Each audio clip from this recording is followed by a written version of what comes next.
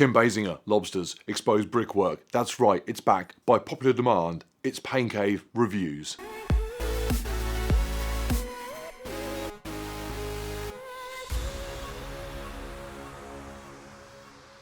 The idea is simple. You send me a picture or video of your pain cave and I review it. What constitutes a pain cave? Ownership, purpose and size. It needs to be yours. The guy who sent me a picture where I can see staff in the background, your local gym, does not count. It needs to be somewhere that has a significant slant towards cardiovascular exercise. So you can certainly have a squat rack in your pain cave alongside your watt bike, but just hanging a skipping rope on the wall of your free weights room, no. And it needs to be modest in square footage. Cave-like. How big is too big? I don't know, but I know it when I see it. For example, if The Rock sends in snaps of the Iron Paradise, he'll be rejected. That is a warehouse, my friend, not a cave. The Rock also thinks that cardio is mixing your pancake batter for an extra 30 seconds, so he fails on 2 counts. I ain't made that way. Besides that, I'm flexible. Some people like their pain delivered hardcore and gritty. Others like it with a little more class and sophistication. I don't mind. Whether your cave is a falling down shed or a fancy pants studio, I'll give you my opinion of it. Let's go. Simon's Zwift room. A good one to start us off this because this could just be textbook pain cave. He's got a rubber floor in Zwift colours, big TV, big fan, Wahoo kicker bike. That is how it is done. Simple and functional. He's not ruined his walls with motivational wall art rubbish. Nothing else in there to distract him. I like this a lot. If you walked in here, you know what you're about to be doing. This room is about one thing only. I do wonder where he puts stuff when riding. I'd like to have a little table up front, but that is being fussy. You don't have a table in real life, so maybe he rides authentic styly. That is a nice little space to kick things off. He's even got a little Zwift orange glow on the go behind his TV. Aside from letting some small children store their free weights in here, a nice cave. Next up is Jamie. Now Jamie featured in a previous episode of Pain Cave Reviews with his old cave. This is it here. He's tried to impress by having the Zwift league results on a screen, hoping that all we see is that he's on the podium, but all anyone is looking at is his exposed ceiling and breeze block walls. So, fed up with training in a bomb shelter, he has had an overhaul.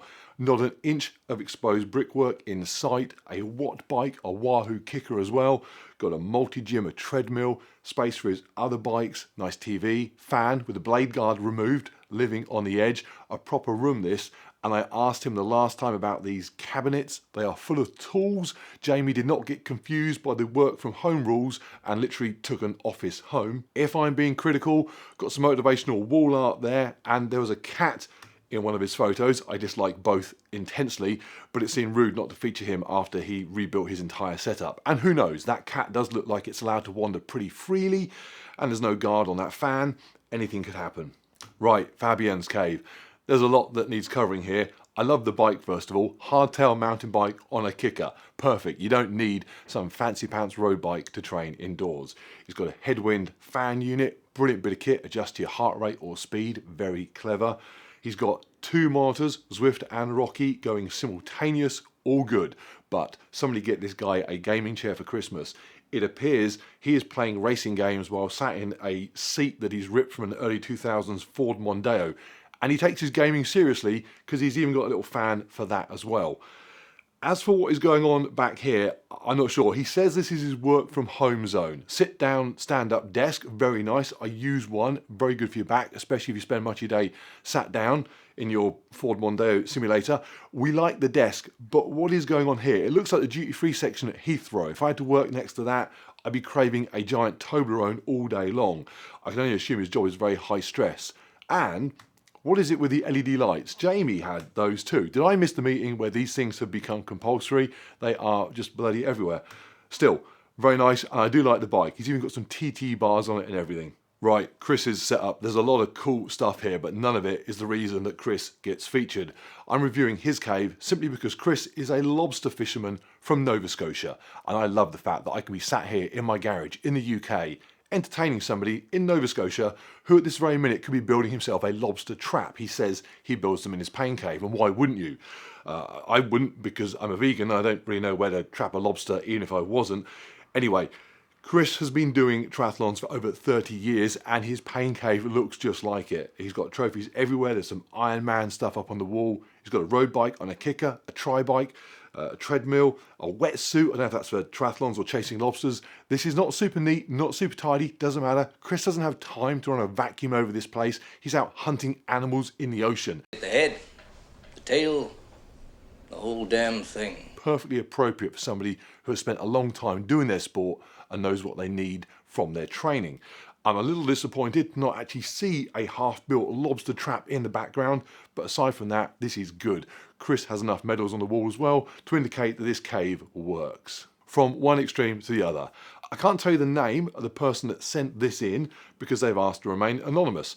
I can tell you though that if it weren't for the bike and the wall art, this room is a couple of incense sticks and a massage table away from being a very different sort of pain cave. I like it though.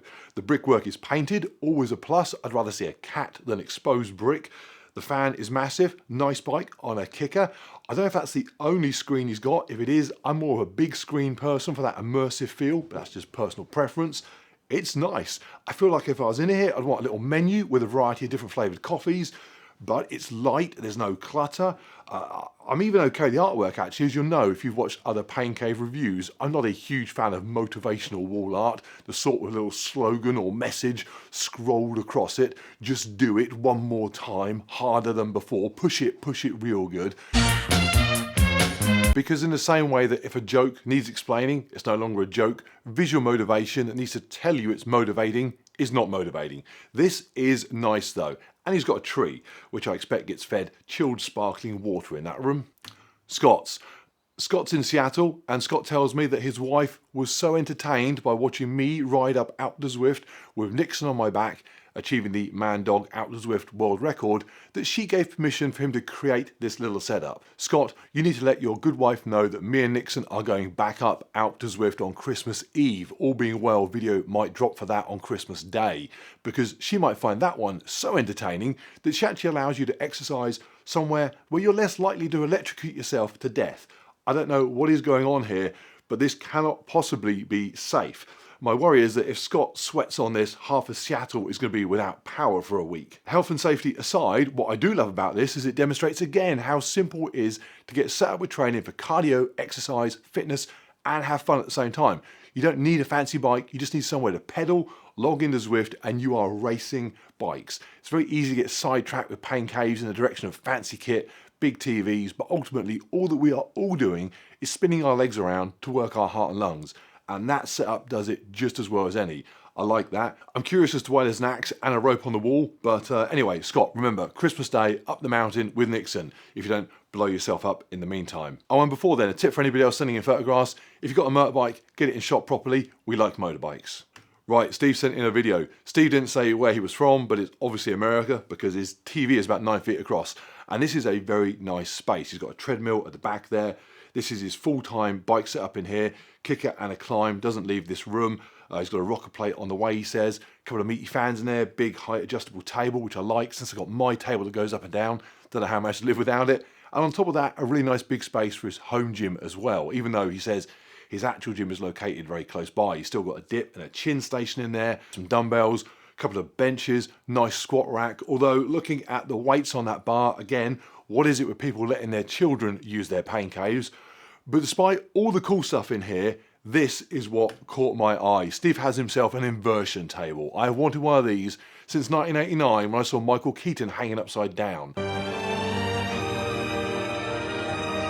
At the time, I had no idea what it was for, whether it was even any good for you. All I knew was that after seducing Vicky Vale, he jumped on this for a good night's sleep.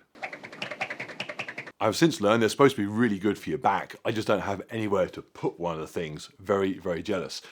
Right, from one nice big space to another. Chris in Cape Town built something pretty cool. He took his ropey old garage and built a pain cave dominated by a giant pegboard. I'm a big believer in keeping stuff off the floor and on the walls, so I love this. Completely adjustable, so you can put your shelves wherever you want, hang stuff up, change it around if you need to. Keeps everything super tidy and looks really smart as well, and a huge sense of satisfaction because he built it all himself. He's also got himself a massive mirror, perfect for selfies. Mirrors and whiteboards, if you have space, they are brilliant additions to a pain cave. Chris doesn't need a whiteboard. He's obviously got himself a giant blackboard already. This is one of my favourites, and because of how he's got it all set up and arranged, still loads of usable space for his garage if he wants. Although, again, what is it with the LEDs going on? In fact, it appears that he has LEDs under his bike even. Who does that? I live my life a quarter mile at a time. Okay, a couple of opposites to finish with. First up, this is Dave's. I'm not sure what to make of this one. The bike stuff, very good. Kicker bike, headwind fan unit, very, very nice. Quality gear. I've said it a few times. You don't need fancy stuff to enjoy training indoors. But if you're going to take it seriously, this is the way to go. But the leather sofa, the gloss white speakers, it's very, very cool, but it's a bit Patrick Bateman. If I was there and he started playing Huey Lewis and the News, I would leave. But he does have me on TV, so a point for that. And the sofa's got USB, so you can charge your phone up while you're wondering if you're going to get out alive. And last of all is John's shed. And this might be my favourite for all sorts of reasons. I love the fact that he has a rack on the back of his bike. I love that it appears he's adding small fans as he goes, rather than just getting a big one. I want to see this place in a couple of years' time when there is just a wall of miniature fans back there. This is what, when I'm racing on Zwift, I like to imagine everybody else is set up like. Just squeezed into whatever space is available next to random garden tools, but oblivious to all that and just focused on the screen and lost in a different world. Zwift is like plugging into the Matrix. You're no longer in a shed, a spare room. You're in a bike race in New York or Paris or wherever. United in pain and effort with above average YouTubers, lobster hunters, the Anonymous guy, sipping on his latte. I love that aspect of people not just linking up electronically, but physically sharing the experience. And the best thing about this entire shed, one day John walked in here, he had a look around, and he thought to himself, what does this need? And he concluded, net curtain. I wonder if this is a window here to John's house or neighbours who would occasionally look out and see this crazy guy sweating next to his garden rake. The funny old world of pain caves. Okay, if you sent a photo or a video in and I've not included it, my apologies. I just can't do them all in one go. If this gets sufficient likes and views and people are positive in the comments, then I will do another one and you may well pop up in that. So like and subscribe and tell all your friends. Hopefully you found it enjoyable and entertaining. Next video is me and Nixon in here training for Alp to Zwift, and then we have that attempt at our own world record on Christmas Eve. Look out for that one. As always, if you've got any feedback or questions, or just want to discuss a sponsored video because you make inversion tables or Toblerone, stick it all down below, and I'll see you guys on the next one.